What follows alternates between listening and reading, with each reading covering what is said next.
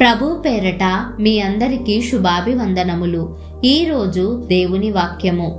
మనుషులు పలుకు వ్యర్థమైన ప్రతి మాటను గూర్చియు విమర్శ దినమున లెక్క చెప్పవలసి ఉండును. మత్తయి సువార్త 12వ అధ్యాయము 36వ వచనము.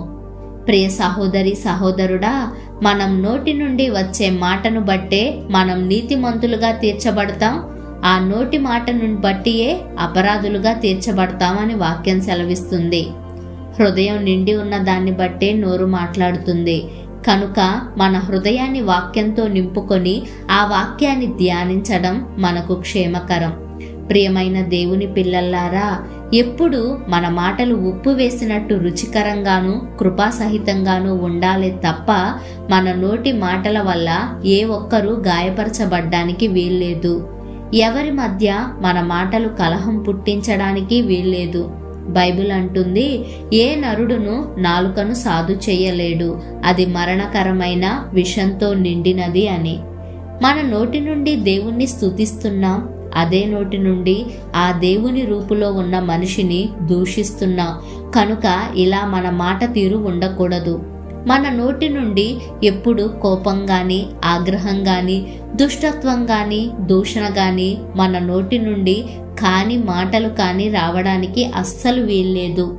మోషేను విసిగించిన ఇజ్రాయేలీలు వాగ్దాన దేశానికి చేరగలిగారు. కానీ పలకకూడని మాట మోషే పలికి వాగ్దాన భూమికి చేరలేకపోయాడు. ఒక్క మాట కోసం మనం ఆశీర్వాదాన్ని పోగొట్టుకోవడానికి, దేవుని ఉగ్రతను మన మీదకు తెచ్చుకోవడానికి వీల్లేదు. మనం సమయాన్ని బట్టి ఆలోచించి పలికే మాట చిత్రమైన వెండి పళ్ళెములలో ఉంచబడిన బంగారు పండ్ల వంటిదని లేఖనాలు సెలవిస్తున్నాయి. కనుక అనవసరంగా ఏది పడితే అది మాట్లాడి విమర్శకు లోను కాకుండా జ్ఞానం కలిగి నోరు తెరవాలి.